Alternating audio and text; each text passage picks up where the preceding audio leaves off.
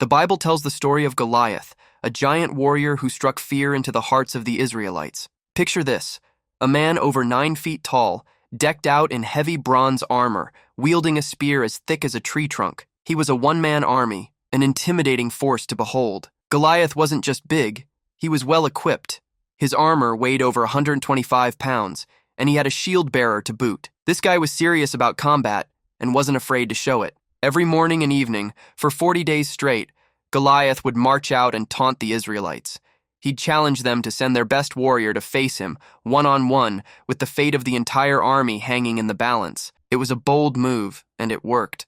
The Israelites were terrified. Meanwhile, far away from the battlefield, a young shepherd named David was tending to his flock. He was just a boy, too young to fight, and likely unaware of the giant terrorizing his people. But his life was about to change. His father, worried about David's brothers who were serving in the army, sent him on an errand to the front lines.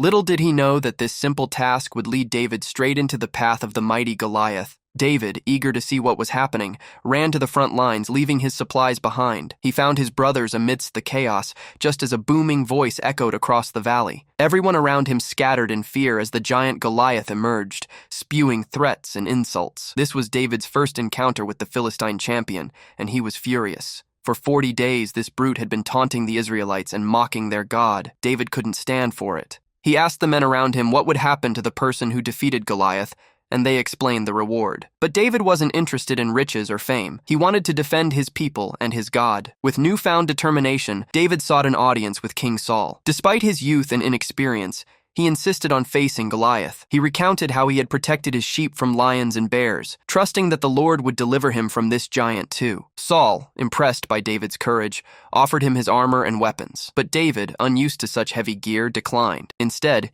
he picked up his shepherd's staff, a sling, and 5 smooth stones from a nearby stream. Armed with his simple tools and unwavering faith, he went to confront the Philistine. Goliath, seeing the young shepherd approaching, couldn't help but laugh. He mocked David for his size and lack of armor, but David didn't back down. He declared that he came in the name of the Lord and that Goliath would fall by his hand. The stage was set for a showdown between a seasoned warrior and a young shepherd boy. But this wasn't just any battle. It was a clash of faith and courage against brute strength and arrogance. David, a young shepherd with nothing but a sling and a stone, faced the towering Goliath. It was a David versus Goliath moment, a clash of faith and courage against brute force. With a single well-aimed shot, David struck the giant in the forehead, sending him crashing to the ground. The Philistines, witnessing the fall of their champion, retreated in disarray. David's victory not only saved the Israelites, but also sparked a rout of the Philistine army. He brought Goliath's head back as a trophy, a symbol of his triumph and God's power. The story of David and Goliath is more than just a thrilling tale. It raises questions about Goliath's origins. Was he a Nephilim, a race of giants mentioned in the Bible? Or was he a Rephaim, another group of giants known for their immense size and strength? Evidence suggests that Goliath might have been a Rephaim, a descendant of a giant king named Og. The Bible describes Og's bed as being over 12 feet long, hinting at his extraordinary stature. This connection to the Rephaim further adds to Goliath's mystique and the significance of his defeat. Goliath wasn't the only giant in his family. The Bible mentions 4 of his brothers, each one a formidable warrior in their own right. They continued to battle the Israelites, seeking to avenge their fallen brother and reclaim their lost glory. Their stories, though less famous than Goliath's, offer a glimpse into the complex world of giants and their relentless pursuit of power. Just when David thought the danger was over, another giant emerged, Ishbi-Benob, a relative of Goliath, eager for revenge. He was massive, armed with a heavy spear and a new sword, and ready to take David down. Exhausted from the previous battle, David faltered. But just as Ishbi-Benob was about to strike, Abishai, David's loyal nephew, intervened. He charged forward and killed the Philistine, saving David's life. This close call was a wake-up call for David's men. They realized that their leader, the Lamp of Israel, was too precious to risk in battle. They swore an oath to protect him from future danger. Abishai, the hero of the hour, was known for his courage and unwavering loyalty. He had once sneaked into Saul's camp with David, and he commanded a division of David's army during Absalom's rebellion. His quick action and bravery saved the day, proving that even the mightiest warriors need help sometimes. But the Philistine giants weren't done yet. Saph, another of Goliath's brothers, entered the fray. He was a formidable opponent, but Sibbecai, one of David's skilled warriors, managed to defeat him. Then came Lami, another of Goliath's kin. He wielded a spear so massive it was compared to a weaver's beam. Yet he too met his end at the hands of El-Hanan, a brave Israelite warrior. These stories highlight the ongoing conflict between the Israelites and the Philistines, and the challenges faced by both sides. They also showcase the bravery and loyalty of warriors like Abishai and Sibbecai, who risked their lives to protect their king and their people.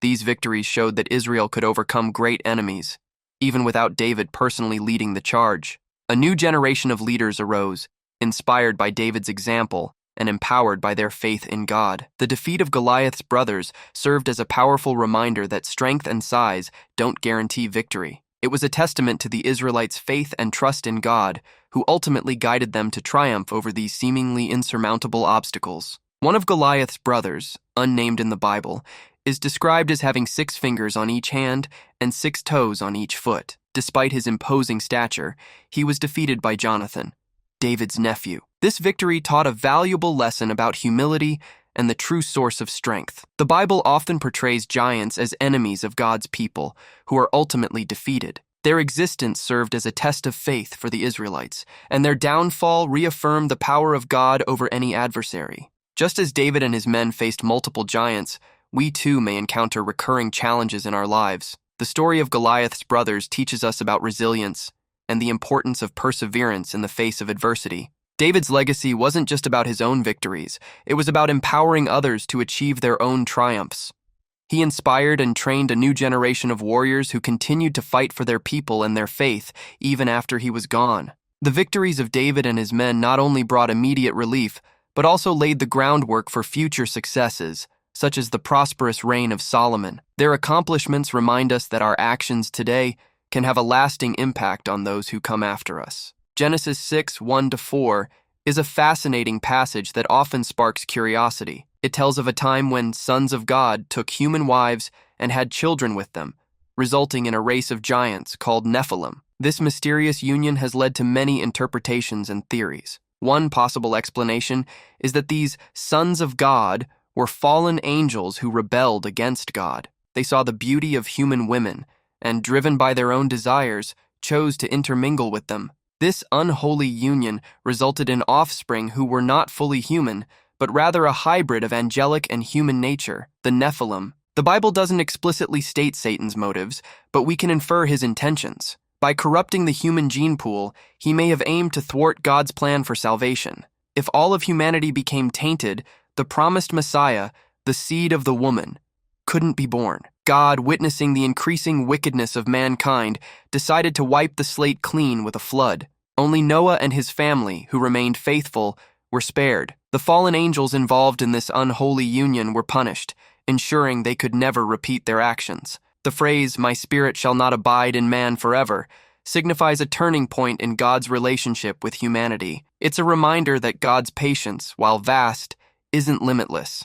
There comes a point when enough is enough, and action must be taken. The Nephilim, born from this unnatural union, were described as mighty men of renown. Their existence further emphasizes the corruption and wickedness that had taken hold of the world. The Bible tells us that every intention of the thoughts of man's heart was only evil continually. This paints a grim picture of humanity's moral state before the flood. Jesus himself compared the time before his return to the days of Noah, suggesting a world filled with similar wickedness and corruption. Yet many people overlook this connection, especially when it comes to the mysterious figures mentioned in Genesis 6:1-4, the sons of God and the Nephilim. In earlier times, it was widely believed that these sons of God were fallen angels who rebelled against God and had children with human women. These offspring, the Nephilim, were giants who roamed the earth, adding to the chaos and depravity of that era. This interpretation might seem far-fetched to some modern readers who tend to shy away from supernatural explanations. However, the Bible itself consistently refers to angels as sons of God in the Old Testament. Passages in Job, for example, clearly identify them as such. Furthermore, the context of Genesis 6 supports this interpretation. The text contrasts the sons of God with man, suggesting they are two distinct groups. The mention of Nephilim, the mighty men of old, in the same context, implies a connection between their existence and the interbreeding of these divine beings with humans. While some may dismiss this interpretation, it's worth noting that Jude, a New Testament writer, seems to allude to this very event in his letter. He mentions angels who abandoned their proper dwelling, possibly referring to those who descended to earth and mingled with humans. The story of the sons of God and the Nephilim serves as a stark reminder of the depths of human depravity and the consequences of rebellion against God. It's a cautionary tale that resonates even today, as we witness the world spiraling into darkness and chaos once again. Though it may sound like a wild tale today, the idea of angels having children with humans isn't any stranger than many other biblical events. The universe God created is full of wonders that often challenge our understanding. A common interpretation is that the sons of God in Genesis 6:1-4 were fallen angels, or demons, who rebelled against God. These beings, driven by lust, engaged with human women, resulting in the birth of the Nephilim, a race of giants. This interpretation is supported by Jude 6, which speaks of angels who abandoned their proper place and were punished for their disobedience. 1 Peter 3:19-20 suggests that Jesus, through his death and resurrection, triumphed over these fallen angels. In the face of this widespread corruption, God decided to start over with Noah, a righteous man who found grace in the eyes of the Lord. Noah and his family were spared from the flood, while the rest of humanity, tainted by the influence of fallen angels, was wiped out. After the flood, it seems these fallen angels continued their sinful behavior, though on a smaller scale. The Bible mentions giants in Canaan, whom the Israelites later conquered. It's possible these were the result of further unions between demons and humans, or perhaps some traits of the Nephilim were passed down through Noah's lineage. The story of Noah and the flood serves as a powerful reminder of God's justice and mercy. It's a story of judgment against sin, but also of redemption and a new beginning. It teaches us that even in the darkest of times, God's grace can be found by those who seek it. Prayer. Dear Lord, help us understand your word and guide us in our faith. Give us clarity and humility to grasp the truths you reveal in Scripture. May your words inspire us to live lives that honor you and bring hope to others. Amen. Thank you for watching. Please like this video and subscribe to the Bible Stories Network channel for more content like this. God bless you.